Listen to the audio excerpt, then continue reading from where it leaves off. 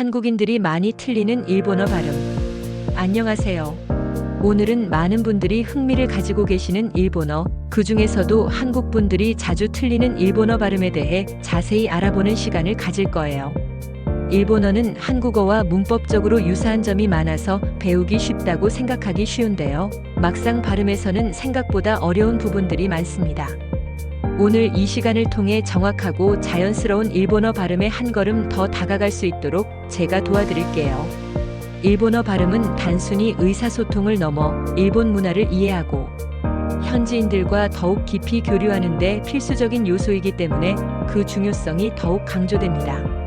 섬세한 발음 차이가 때로는 예상치 못한 오해를 불러일으킬 수도 있기 때문에 처음부터 제대로 익히는 것이 중요합니다. 그럼 첫 번째로 많은 분들이 가장 어려워하는 장음과 단음의 구분에 대해 이야기해 볼까요? 한국어에는 장음과 단음을 구분하는 발음 규칙이 명확하게 없기 때문에 일본어를 배울 때 이 부분이 굉장히 생소하게 느껴질 수 있습니다. 하지만 장음과 단음을 제대로 구분하지 못하면 의도치 않게 전혀 다른 의미의 단어를 말하게 돼요. 의사소통에 오해가 생길 수도 있다는 점을 꼭 기억해야 해요. 장음은 해당 음을 두 박자 이상으로 길게 느려서 발음하는 것이고 단음은 짧게 한 박자로 발음하는 것을 말합니다. 간단한 예를 들어볼까요? 오바상, 오바상. 이 단어는 아줌마라는 뜻인데요. 바 부분을 짧게 발음해야 합니다. 만약 이 발을 길게 느려서 발음하게 되면 어떻게 될까요? 오바상, 오바상. 이렇게 바 부분을 길게 발음하면 할머니라는 뜻이 됩니다. 어떠세요? 발음의 길이 차이 하나로 아줌마와 할머니라는 완전히 다른 의미가 되어버리죠? 이 외에도 많은 단어들이 장음과 단음에 따라 의미가 달라지기 때문에 일본어 단어를 외울 때는 항상 장음 표시를 주의 깊게 보고 정확하게 발음하는 연습을 하는 것이 중요합니다. 예를 들어 유키, 는 눈을 의미하지만 유키, 는 용기를 의미합니다. 토르, 는 잡다, 쥐다라는 뜻이지만 토르, 는 지나가다, 통과하다라는 뜻이 됩니다. 이처럼 미묘한 차이가 큰 의미 변화를 가져오므로 장음과 단음을 구분하는 연습은 일본어 발음의 기본 중의 기본이라고 할 수 있습니다. 특히 일본어는 글자 하나하나에 박자가 존재한다는 것을 인지하고 발음하면 장음과 단음 구분에 더욱 도움이 될 것입니다. 두 번째로 살펴볼 것은 바로 악센트입니다. 한국어에도 악센트가 없는 것은 아니지만 일본어는 각 단어마다 고유의 악센트 패턴을 가지고 있고 이 악센트 위치에 따라 단어의 의미가 달라질 수 있다는 점에서 한국어와는 차이가 있습니다. 일본어의 악센트는 크게 세 가지 패턴으로 나눌 수 있는데요. 첫 음이 높은 고저 악센트, 중간 음이 높은 중간 악센트, 그리고 마지막 음이 높은 미고 악센트가 있습니다. 예를 들어 니오이, 라는 단어를 볼까요? 냄새라는 뜻의 이 단어는 오 발음을 높게 합니다.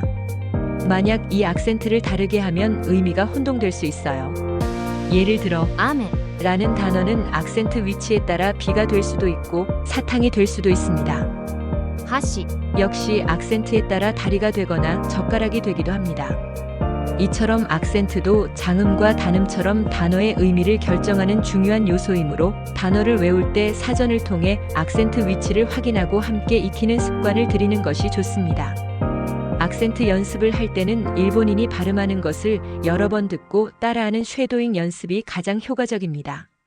처음에는 어렵게 느껴질 수 있지만 꾸준히 연습하다 보면 자연스럽게 악센트를 익힐 수 있을 거예요. 일본어 악센트는 지역마다 약간의 차이가 있지만 표준 악센트를 익히는 것이 가장 일반적이고 중요합니다. 특정 방언을 배우려는 경우가 아니라면 표준어 악센트를 중심으로 연습하는 것이 바람직합니다. 세 번째로는 한국 분들이 자주 헷갈려하는 숫자 발음입니다. 특히 4, 7, 9와 같은 숫자는 상황에 따라 발음이 달라지기 때문에 주의해야 합니다. 예를 들어 사는 용 또는 시로 발음되는데 보통 용을 더 많이 사용하고 시는 죽음과 발음이 같아 기피하는 경향이 있습니다. 특히 시계나 달력을 읽을 때는 용보다는 시를 사용하는 경우가 많아 혼란스러울 수 있습니다. 7은 나나 또는 시치로 발음되며 9는 큐 또는 쿠로 발음됩니다. 이처럼 상황에 따라 다른 발음을 사용하기 때문에 숫자를 말할 때는 문맥을 고려하여 올바른 발음을 선택하는 연습이 필요합니다. 예를 들어 4시를 말할 때는 요지라고 하고 7시를 말할 때는 시치지 또는 나나지라고 할 수 있습니다. 9시 역시 쿠지 또는 큐우지로 발음될 수 있습니다.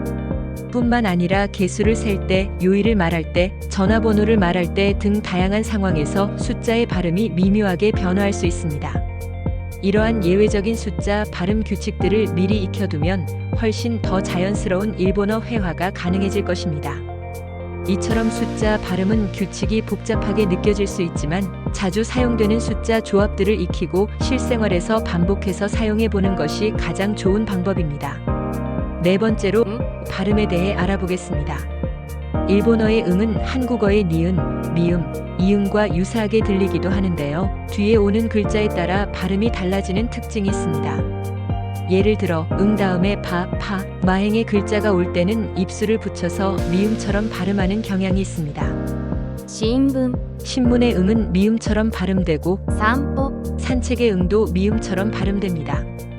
응 다음에 타, 다, 나, 라행의 글자가 올 때는 혀끝을 앞니, 뒤쪽에 대고 니은처럼 발음하고 카, 가행의 글자가 올 때는 혀뿌리를 들어 올려 이응처럼 발음합니다.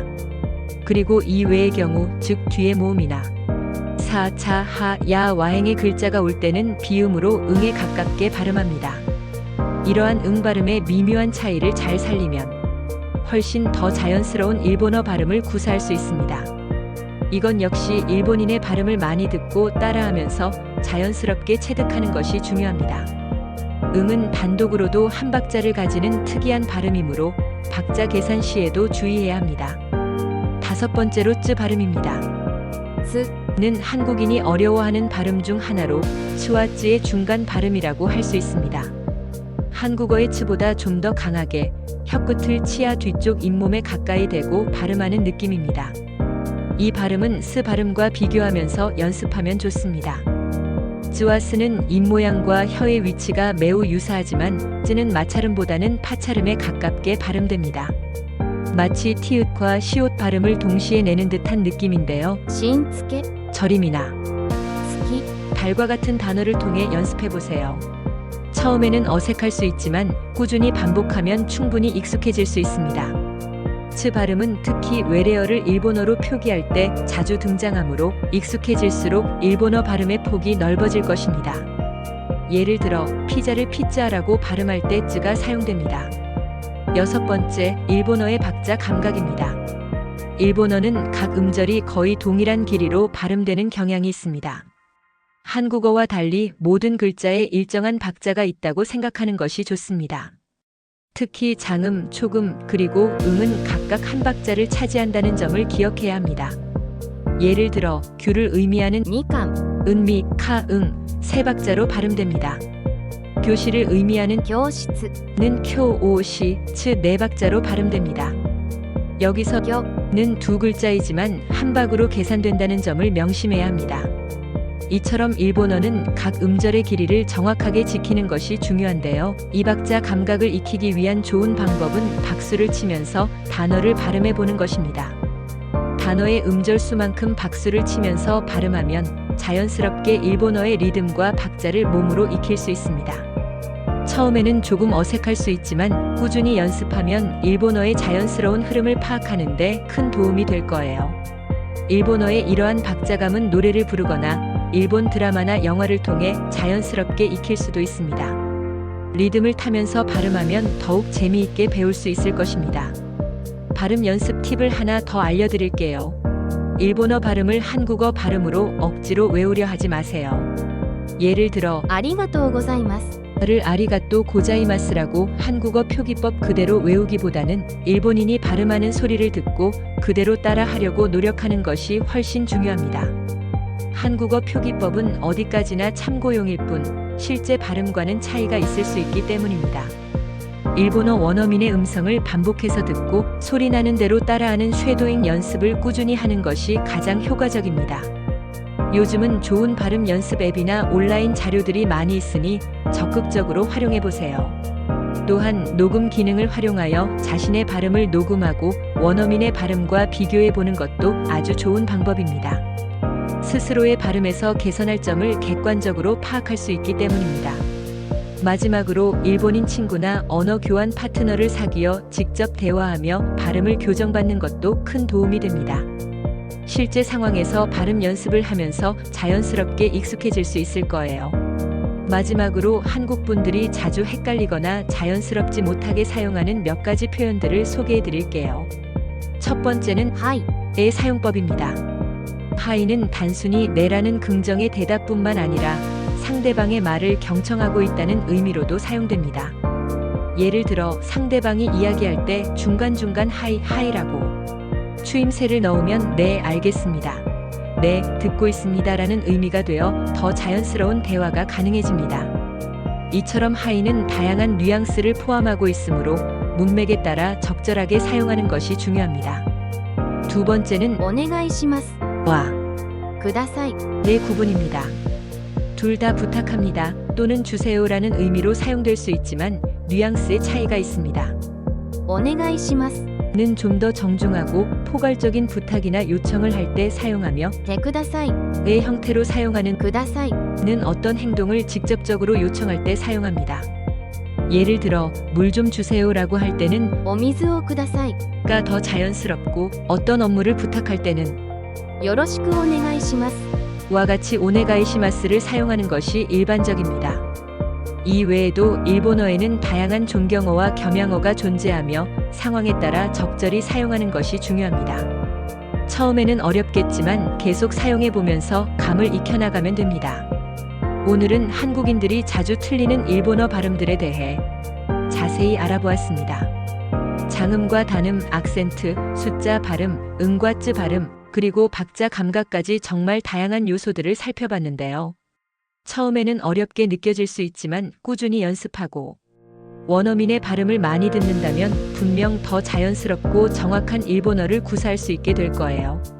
일본어 학습의 길은 쉽지 않지만 이처럼 작은 차이들을 극복해 나가는 과정에서 언어 실력은 물론 일본 문화에 대한 이해도 더욱 깊어질 것이라고 믿습니다.